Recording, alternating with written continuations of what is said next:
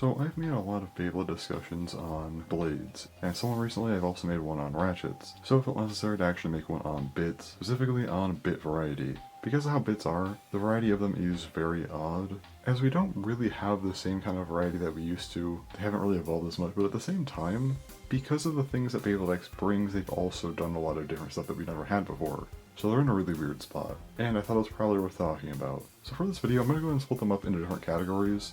We'll have 3 categories for unique bits, and then a bunch of different categories for all the other types of bits, like gear bits, disc bits, and whatnot. It should make sense as we go, but anyway, let me just go ahead and start. So our first category is just the 4 basic bits. These all came from the first wave of Beyblade X, and were effectively meant to introduce each type. Also, all other bits after this are effectively modeled after these in some way, at least for the most part, which is why I felt it necessary to just point out these 4 in particular as their own category. So for attack, we of course have flat, which is just flat. It does have a bit of a hole in the center there, as bits are much wider than most other bottom pieces of other generations, so the hole makes it a bit less aggressive. However, flat is still fairly aggressive, as you would expect for an attack bit.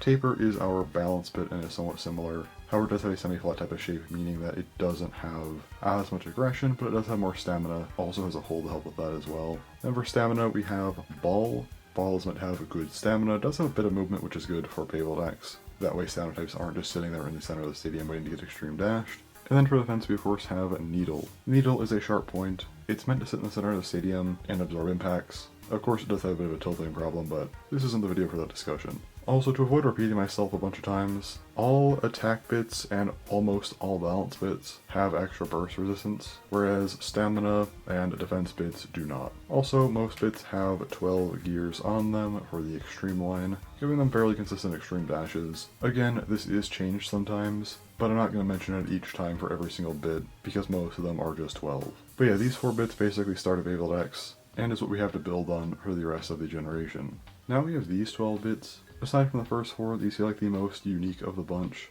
So we have 5 attack bits. First one is Rush. This has a smaller flat to make it more controlled. Also only 10 gears, so it is less aggressive on the extreme line, conserving stamina. Then we got Quake. This thing is meant to just be very, very chaotic. Level is a bit of a strange one. It has a very, very shallow point surrounded by a flat piece. Then this like really weird, rigid piece surrounding those. And then 16 gears to make it much more aggressive on the extreme line. Then we got Jolt.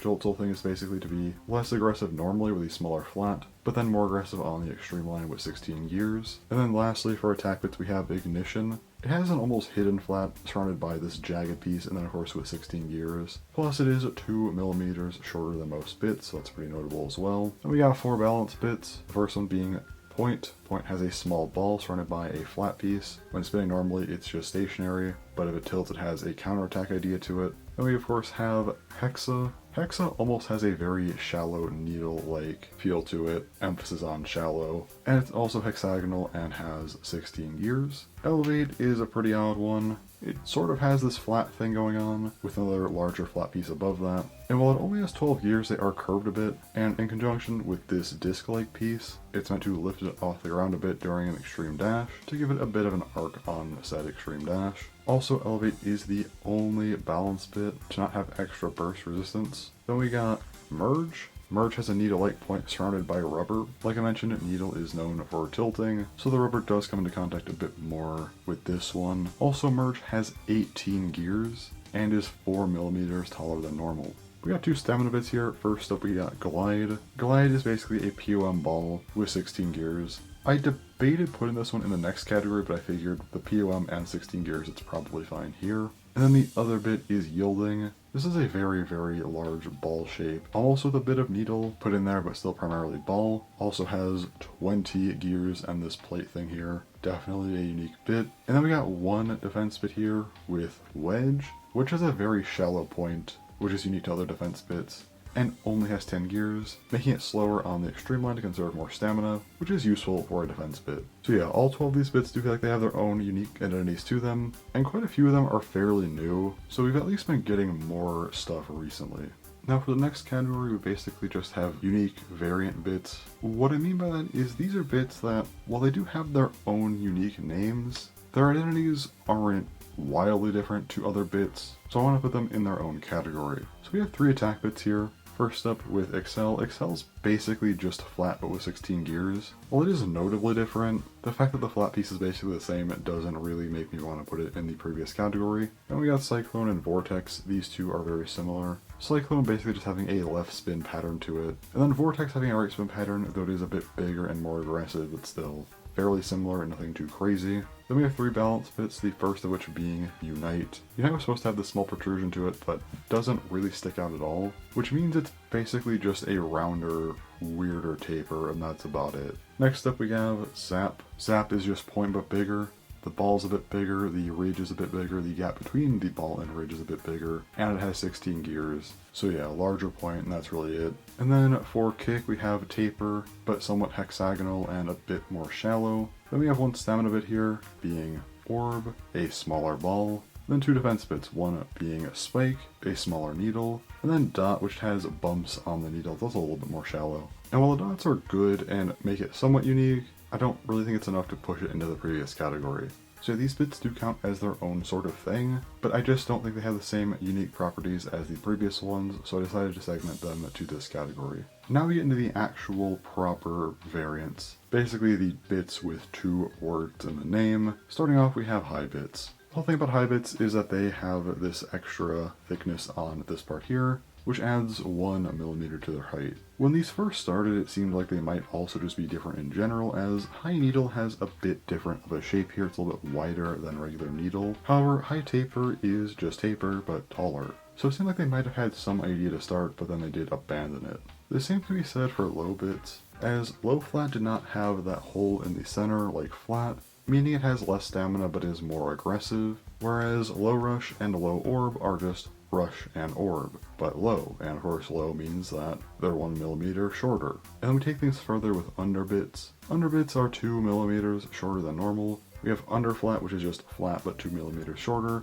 It's interesting that low flat has a different shape than underflat doesn't, and just goes back to flat. We also have underneedle. Underneedle is kind of a weird case, because it does have the same shape as needle, but because it's so short, the gears kind of come down further, meaning that it technically doesn't destabilize as bad, but the general shape is still meant to be the same. Now we have gear bits. The whole thing about gear bits is that the gears come down further, giving them an easier time getting to the extreme line, at least that's the idea. Because of that, the actual parts themselves are modeled a bit differently, as you need to connect the very bottom parts to the gears, but beyond that they're meant to be pretty similar to the original. Like Gear Flat still has the hole there. Gear Rush maintains the smaller profile and only having 10 gears. Gear Point still has the point in the center there, with the gears now pairing into the outer ridge. Gear Ball does end up being a bit wider, but that's about it. And then Gear Needle shape is a little bit different as well, but again, still fairly similar to the original. And again, all these are just meant to be better on the extreme line, which doesn't really work well in practice, but that's at least the idea behind them. There's also Gear Unite, which literally just came out. I don't have that yet. It does seem like the very center part might protrude this time, so it might actually be different than Unite, but I'm not entirely sure how that'll affect it, or if that's even the case fully, so I guess stay tuned for the unboxing on that one. But yeah, gear bits aren't really the most popular because, well, a lot of the time they just end up being the same bit as their normal counterpart, but a little worse, so not ideal. Next up we have disc bits. So our example here is disc ball. The ball part is about the same as normal ball. However, you have this large disc here, which does actually make it 2 millimeters taller than normal as well. The whole idea for disc bits is basically to have a part that helps it to recover, which, considering how high up it is, I'm not entirely convinced of that, but that's the idea. We're also supposed to get disc spike in a couple months, so we'll get another example of it, but for now, we only have disc ball. We don't know exactly how disc spike might differ, so again, we'll have to wait on that one. Then we got wall bits with wall ball and wall wedge. The ball and wedge parts are fairly similar to the originals. However, you now have this sheath-like thing around it, which is meant to help with defense. Also, they have 16 gears. The sheath doesn't really do a whole lot, and the 16 gears part kind of just makes them worse, especially on wall wedge, as wedge is known to have less gears, which is actually a good thing. So I'm not sure why wall wedge is like this, but again, that's just the idea behind them. Then we have free bits. Our example here being free ball. We are getting free flat pretty soon here, but again, don't have it yet. But as for free ball, it seems like the ball part is about the same as regular ball, but the whole thing is that this part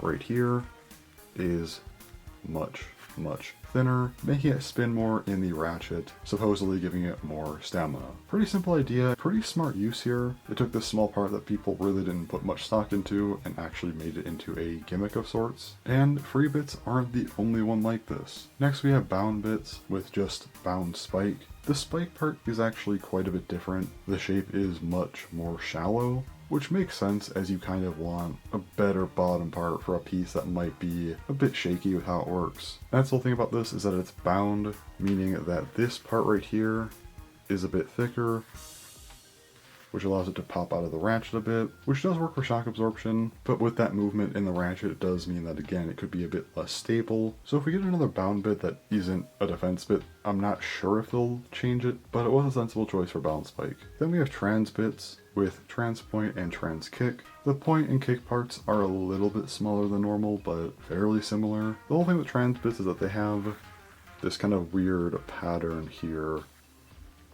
And the idea is on extreme dash, they shift between high and low mode, so just being 1mm taller or shorter. It's a cool idea, but the main problem is the shift from low to high makes the bit pop out more, and well, I think the issue is pretty obvious with that. It is a really cool idea. I like the idea of a mode changing bit from extreme dashes. It's just that the execution wasn't really the best. Then we have metal bits, and for some reason we only have one of these, and what's worse is that it's metal needle. It's needle but metal. This can just cause stadium damage. I don't know why they chose to make metal needle of all things, especially since we've only gotten one metal bit in 3 years. Why this one, I don't know. The whole thing with metal bits is that they have less friction, so that means more stamina, but less grip. It'd be really cool to see more metal bits, just not metal needle. Like a metal ball would be great, or even a metal flat. Just something that isn't this. Then we have rubber bits. Our only one right now is Rubber XL, which has a rubber bottom. It's molded differently than XL as well, there's no hole. Does still have the 16 gears though, and then it also has this weird plate thing. Basically the plate helps to lift it up a little bit off the ground, so the rubber doesn't interfere with extreme dashes. But yeah, it's meant to be very, very aggressive. It's the opposite of metal, where it has more friction, meaning more speed for this thing, though much, much less stamina.